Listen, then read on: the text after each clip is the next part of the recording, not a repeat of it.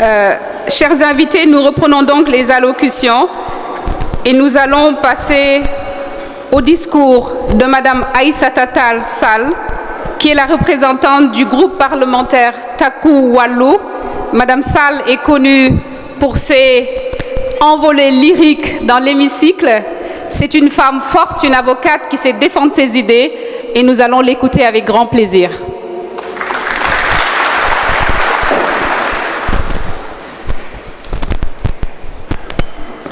Merci à notre excellente maître de cérémonie, Monsieur le Président de l'Assemblée nationale, Mesdames, Messieurs les membres du bureau, très chers collègues, Mesdames, Messieurs les invités, Mesdames, Messieurs les membres du personnel de l'Assemblée nationale, Mesdames et Messieurs. Monsieur le Président de l'Assemblée nationale, le 12 décembre 2024, on était à notre deuxième réunion du bureau de l'Assemblée nationale. Vous aviez alors annoncé à l'ensemble des membres présents à cette réunion les réformes que vous comptiez engager au nom de l'institution parlementaire. Je vous avais répondu, pour avoir le privilège d'être le seul membre de l'opposition parlementaire, membre de ce bureau, je vous avais alors répondu en vous disant que tout ce que vous ferez pour faire avancer l'institution parlementaire, nous le ferons ensemble et nous serons à vos côtés pour mener ces réformes-là. Et c'est la raison pour laquelle je me réjouis de ce que ce matin, 6 mois après, nous sommes en train de voir les premiers résultats de cet engagement solennel que vous aviez alors pris devant vos collègues. Je voulais, Monsieur le Président, saluer cet engagement et saluer cet esprit. Cela dit, je voulais dire 3 choses très rapidement. La première chose, c'est sur ces réformes. Je pense qu'elles arrivent à temps. L'institution parlementaire le mérite. Elle le mérite depuis longtemps d'ailleurs. Mais tout arrive à point pour qui sait attendre. C'est ce que dit l'adage. Et c'est cet adage-là qui nous vaut la présence de toutes ces éminentes personnalités ce matin. Alors ces réformes, j'en citerai 3 pour seulement mettre en exergue la pertinence de ce que nous sommes en train de faire, de ce travail dans lequel vous nous avez engagés en mettant en place ces 3 groupes de travail. Le premier, autour du règlement administratif, du règlement financier.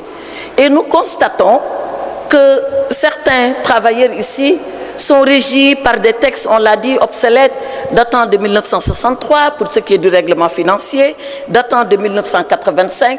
Je pense que le personnel, pour son dévouement, son engagement, la qualité de son travail, mérite effectivement que ces textes-là soient revus et adaptés. Et je voudrais saluer cela. L'autre chose que je voulais saluer, et ça concerne les élus que nous sommes, c'est, et pour ne pas oublier, féliciter très chaleureusement Madame le questeur Aïcha Touré qui a présidé ce groupe de travail.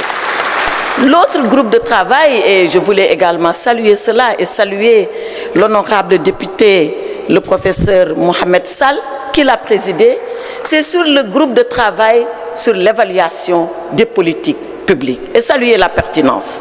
Nous les députés, on nous enseigne, on nous a toujours dit, c'est même prescrit par la Constitution, la loi organique, que notre travail consiste, 1, à voter les lois, on le fait, 2, à contrôler le travail de l'exécutif, du gouvernement, on le fait, 3, à évaluer les politiques publiques. Et je m'arrête là. Personne ne nous dit comment évaluer les politiques publiques.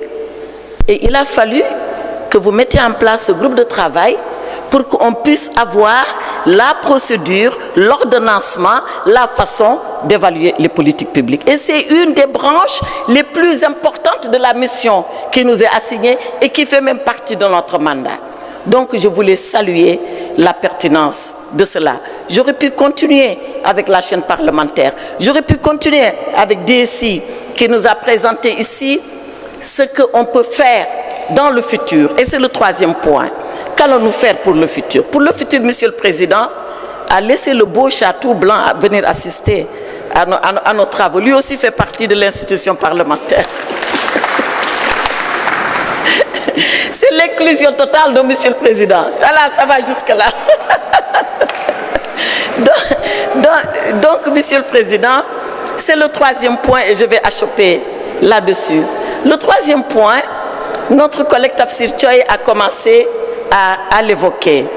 Et le DSI, que j'ai félicité en lui disant en réunion de bureau, si vous faites de ce vieux bâtiment historique, qui est un patrimoine, je ne dis même pas national, mais panafricain, si vous en faites un immeuble intelligent, alors nous serons en phase et totalement en phase avec la modernité. Et je pense que c'est vers cela que nous allons aller.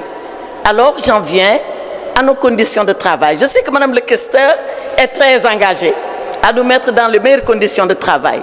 Mais je vais vous faire une confidence.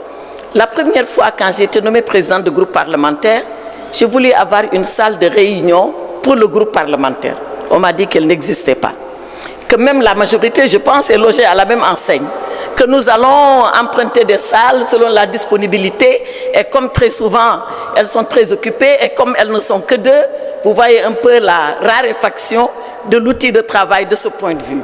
Alors, Monsieur le Président, je vais peut-être enfoncer des portes ouvertes, mais je vous engage, Monsieur le Président, à trouver ces salles fonctionnelles, polyvalentes, pour que nous puissions travailler dans d'excellentes conditions.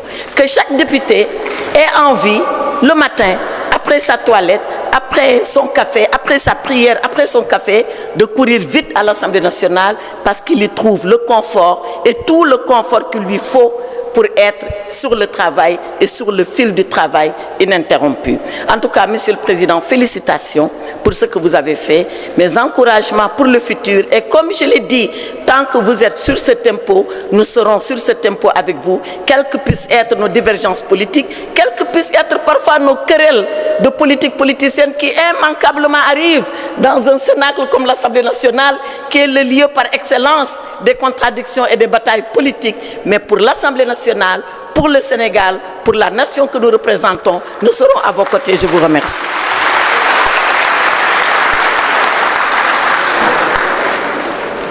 Merci beaucoup, Madame Aïssata Tall Sall, pour cette brillante prestation. Comme toujours, nous allons continuer, chers invités, avec les allocutions et nous allons appeler l'honorable député Aïb Dafé, qui est le représentant du groupe parlementaire PASTEF les Patriotes. Tonton Aïb, comme dit le Kokhale di waxe, Yamom.